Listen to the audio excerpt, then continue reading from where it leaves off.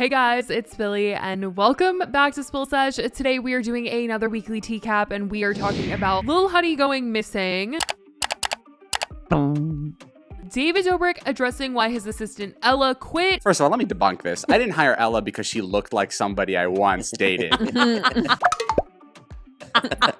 I want to clean the air with that. Are you sure? Maybe. And a failed business venture during the pandemic. What happened is we hired Ella and we were doing this we were going to do like an agency. It sounds so dumb, thinking about it. And Addison Rae getting called out for her latest new product for her item beauty line. Spray it anytime I need a screen break.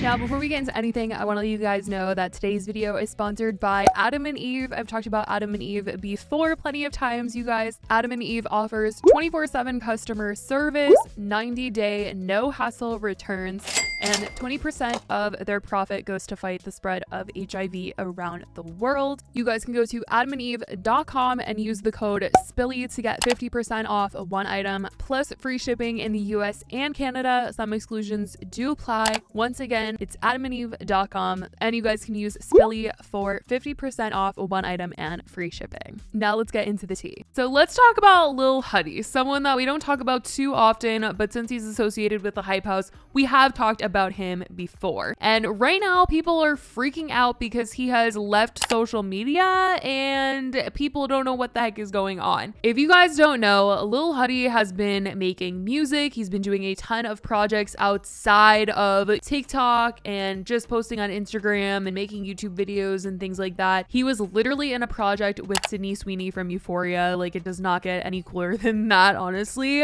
But he has completely wiped his Instagram and fans are a little worried because he hasn't been posting in a couple weeks, and fans are starting to worry because he hasn't posted on TikTok either. So a ton of his comments from the last TikTok that he posted last month is, what happened? People say he went missing. Why is he not posting anymore? And so many people being like, miss you, come back, all of this. People are worried. And if he didn't just recently drop an album, I would say that it was probably all to just announce new music, but I really don't know. He definitely could come out with music for sure. Just because he just put out a new album doesn't really mean anything, but I for sure see him coming back with a announcement. A lot of artists seem to do those types of things, so I'm sure that's what this is all about, but he is very missed and people are very worried. But anyway, you guys, let's move on to David Dobrik. Along with making vlogs, David is still doing his Views podcast, and in this episode he had his old employee Ella come on. And if you guys do not recognize Ella, she was there during the pandemic, during the going downhill of David Dobrik's career, during all of the stuff that he was getting called out for after the Insider article, after the stuff with Jeff. She was there in his life, and let me tell you guys, it got a little awkward because people started to notice that very quickly after that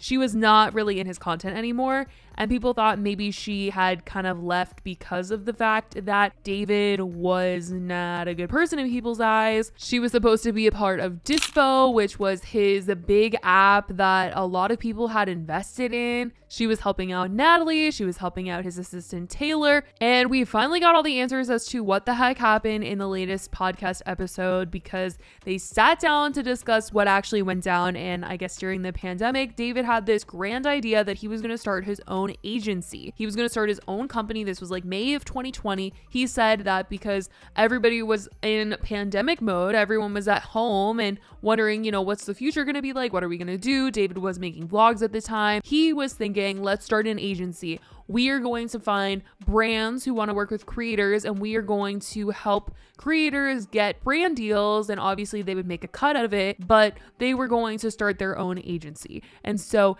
Ella had experience in this. She was working in New York, she had a job, and I guess she had just gotten laid off because of the pandemic. And so David was like, come work for me. We are doing this agency. You have experience. Come do this thing. We need your help. And then as soon as she got there, they decided to scrap the entire idea, and she had already moved to LA. She just stuck around and started working for him. But obviously the job that she originally had moved out for wasn't the reason why she ended up having to stay. So that did not work out. It did not pan out, and that's the reason why she left. much, but it definitely is interesting to hear that David tried to start his own agency and he wanted to sign creators and he wanted to get brand deals for them and all that stuff. He said he had reached out to so many brands in the DMs, and there were actually people that were excited about this and they were ready to like work with David and sign these creators. And there were people from big companies, big agencies that were ready to leave their job because David was starting his own and they believed in it.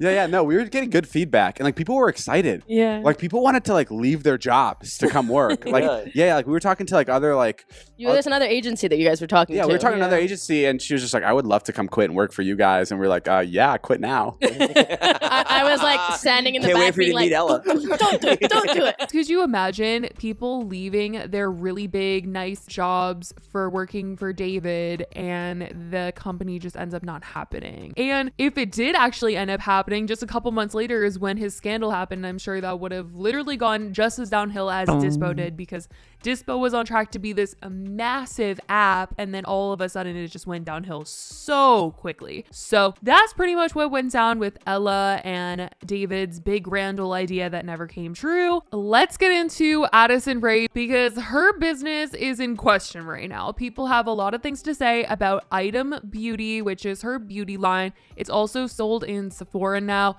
I mean, Addison has really grown this thing and there hasn't been too much controversy with her brand except for the very beginning when they launched with the I love you, say it back quote, and people felt like she had stolen that slogan from Indie Blue, who has Lonely Ghost and their slogan is I love you, say it back. But ever since then, Addison really hasn't been in any sort of drama with Item Beauty until right now. And it is because she announced that she was coming out with a product that was going to be a blue light protector. It's a screen break blue light anti-pollution protection mist, and it's apparently designed to guard and relieve the skin from blue light that comes from cell phones, computers, and your TV. Meet Screen Break, Item Beauty's blue light and anti-pollution face mist. I'm on my phone and my laptop a lot, and if you don't know, the blue light that comes from devices can actually cause skin fatigue.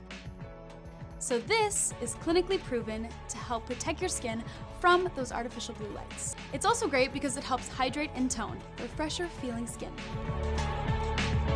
I keep it with me all throughout the day and spray it anytime I need a screen break. This is a big deal because another influencer had come out with a similar product last year. A streamer, Valkyrie, came out with a product just like this and totally got canceled for this. Like literally there was so much controversy surrounding this product that seeing Addison come out with it now shocked people. They were like, oh my gosh, really? You're really gonna try to do that? Like, do you not know what happened? So for Valkyrie, it was a part of the Reflect beauty line that they had started, and they almost immediately had to pull it off the shelves because there were so many people calling it a scam, insisting that there is not enough evidence that blue light is even harmful to your skin.